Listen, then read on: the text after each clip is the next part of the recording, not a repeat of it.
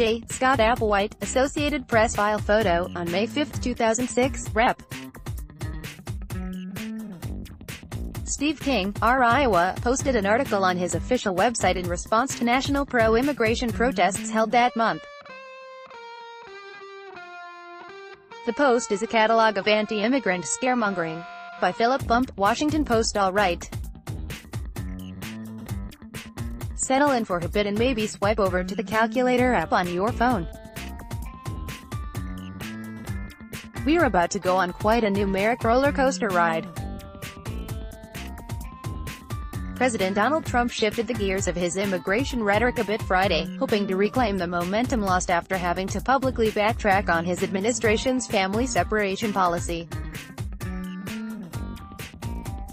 He returned to a tactic he first embraced less than a month after declaring his candidacy, standing with the parents of people killed by immigrants in the country illegally to suggest that immigrants pose a significant threat to Americans. Ad choice advertising and read invented by Tees. Start your day with the news you need from the Bay Area and beyond. Sign up for our Morning Report weekday newsletter. The data suggest that immigrants, including immigrants in the country illegally, actually commit crimes at lower rates than native-born Americans. But Trump's consistently rejected that idea, instead choosing to hype vague assertions that immigrants are more dangerous. As at Friday's event, when he waved away the demonstrable fact that immigrants commit fewer crimes by saying, "You've heard that, fellas, right? You've heard that. I hear it so much, and I say, is that possible?" "Well," he said, "the answer is it's not true. It is." A bit later on, though, Trump cited a statistic of his own. 63,000 Americans since 9/11 have been killed by illegal aliens. "This isn't a problem that's going away, it's getting bigger," he said. 63,000, and that number they say is very low because things aren't reported. 63,000, and you don't hear about that. No, you don't.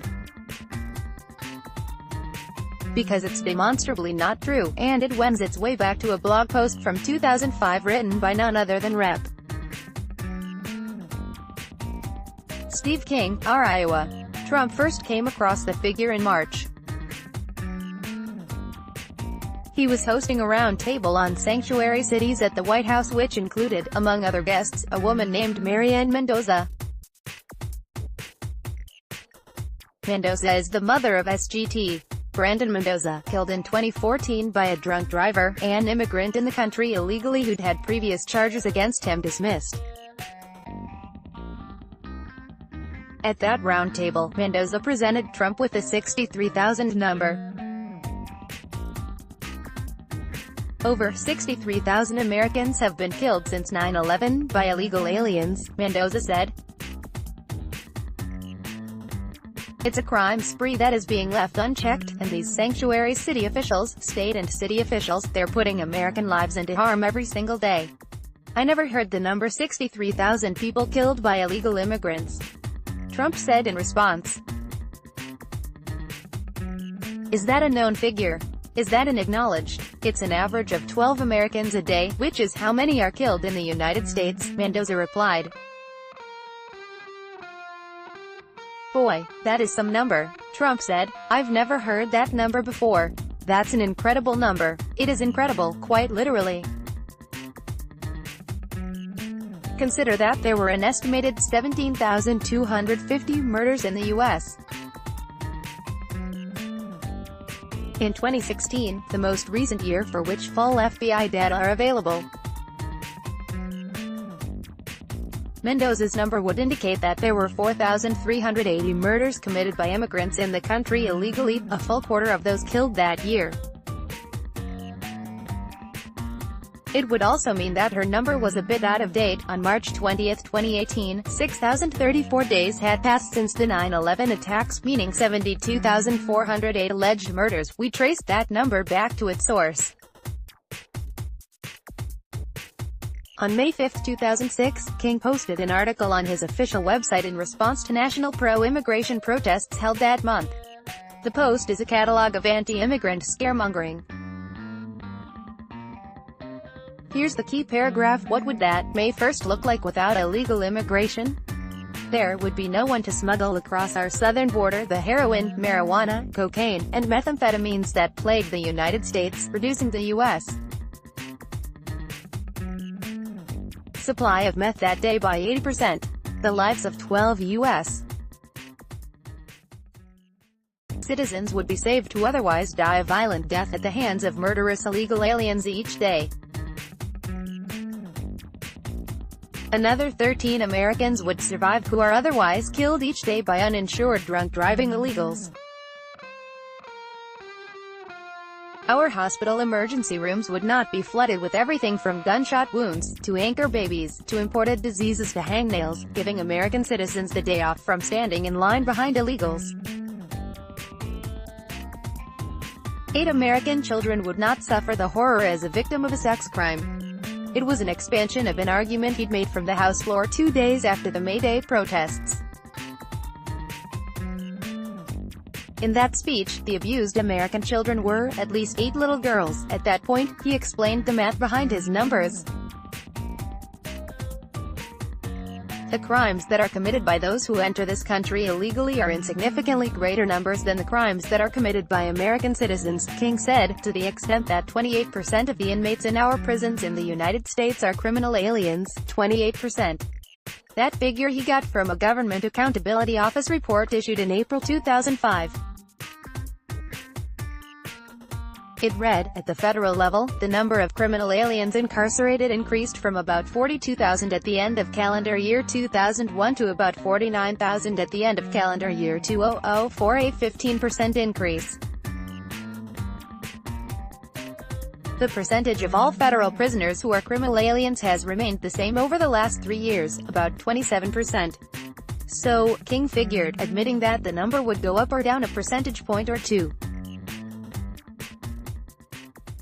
That means then that criminal aliens are committing 28% of the crimes in the United States.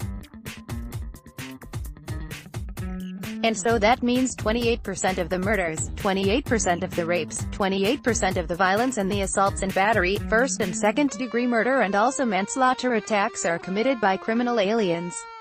In other words, since 28% of the prisoners were immigrants in the country illegally, they must also therefore have committed 28% of each and every crime. Quod erat demonstratum. Recognizing that this sounded like a lot even at the time, King rationalized it by asserting that for every immigrant in the country illegally who we knew about, 2 or 3 sneak in without our knowing it. There are an almost impossibly large number of problems with King's argument. The first is that, of course, crime is not evenly distributed among populations. If 10% of prisoners are named John, that doesn't mean that people named John commit 10% of murders. Many of those undocumented immigrants in federal custody were probably there for a very specific type of crime, felony immigration violations. Very few native-born Americans were there for that. What's more, the GAO data dealt with criminal aliens, defined in the report as non-citizens convicted of crimes while in this country legally or illegally. In other words, King's 28% number included people who weren't even immigrants who had entered the country illegally. Put simply, King seems to have basically made the number up more than a decade ago, and, since there aren't good data on the number of crimes committed by people who immigrated illegally, it was embraced by those looking to put a number to it. There's simply no credible reason to believe that there have been 63,000 killings committed by undocumented immigrants since 9/11, and plenty of reason to think that the homicide rate among members of that group is lower than for normal Americans.